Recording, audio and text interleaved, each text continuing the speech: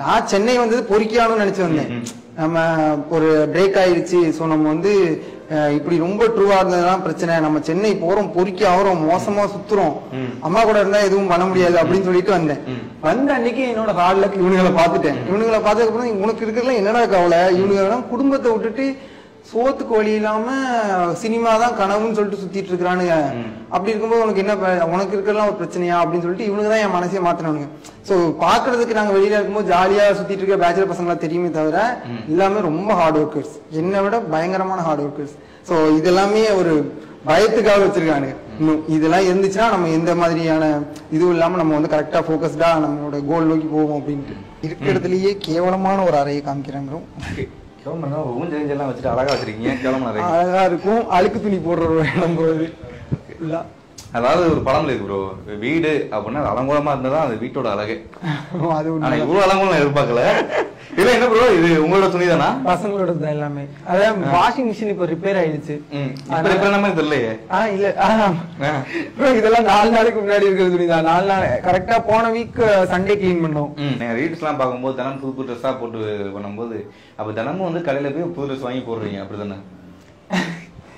நான் maximum black dress தான் use பண்ணுவேன் என் வீடியோஸ்ல பாத்தீங்கன்னா. காரணம் என்னன்னா பிளாக் ட்ரெஸ் தான் திரும்ப போட்டா தெரியாது அப்படிங்கிறதுக்காக தான். சோ நான் நிறைய பேர் பாத்திருக்கேன், நான் ஒரு ட்ரெஸ் யூஸ் பண்ணா இதை ரீல்ஸ் ஆல்ரெடி பண்ணிட்டேன் இதுல வீடியோ அப்படிலாம் சொல்லுவாங்க. என் வீடியோல பாத்தீங்கன்னா 4 வருஷத்துக்கு முன்னாடி நான் போட்ட ட்ரெஸ் இன்னுமே போட்டிருக்கேன். அதனால அப்படிலாம் நான் ட்ரெஸ் அதிகமா விரும்புற ஆள்லாம் கிடையாது. இப்பதான் கொஞ்சம் கொஞ்சம் அந்த ட்ரெஸ்ல மெனக்கிறேன்னு தவிர ட்ரெஸ் விரும்புற ஆள்லாம் இல்ல. அதனால இந்த ட்ரெஸ்ஸுக்கு செலவு பண்ற எதுவும் விஷயமும் இருக்காது. நானும் சரி பசங்களும் சரி. என் ட்ரெஸ் எது அப்படிலாம் எனக்குலாம் தெரியாது. இந்த பசங்க போட்டிருக்க ட்ரெஸ்ல நானும் போடுவேன், அவங்களும் என் ட்ரெஸ் எடுத்து யூஸ் பண்ணுவானுங்க. இந்த மாதிரிதான் இருக்கும். யார் ட்ரெஸ் துவைச்சு காயுதோ அதை எடுத்து போட்டுக்குவோம். அந்த மாதிரி இப்போ நீங்க வர்றதுக்கு முன்னாடி இதுவுமே காஞ்சிட்டு இருந்துச்சு, யார் துவைச்சு போட்டான்னு தெரியாது, எடுத்து போட்டுக்கிட்டேன். அந்த மாதிரி தான். இது வந்து எங்க டைரக்டர்ஸோட அறை. ஆமா, மத்தவங்க யாருக்கும் அனுமதி கிடையாது. வந்தாலும் அனுமதி வாங்கிட்டு உள்ள வர மாதிரி இருக்கும்.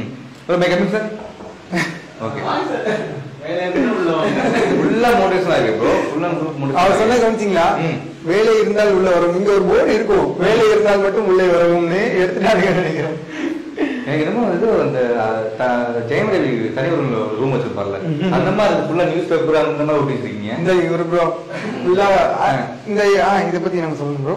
இந்த சிஸ்டம்ல நீங்க யூடியூப் ஹிஸ்டரி ஓபன் பண்ணி பாத்தீங்கன்னா ஏதாவது டைரக்டர்ஸோட இன்டர்வியூ இப்படிதான் பாத்துட்டே இருப்பாங்க. அதனாலே இந்த பாதி இந்த ரூம் பக்கமே வர்றதில்லை. முக்கால்வாசி அதுதான் ஓடிட்டு இருக்கும். செல்வராமன் பிடிக்குமா உங்களுக்கு? சின்ன வயசுல இருந்து அவரோட பல வருஷங்கள் செல்வராகவன் சாரு, அப்புறம் வெற்றிமாறன் சாரு, நீங்க வச்சு படம் பண்ணா இவர்தான் ஹீரோவா இருப்பாரு.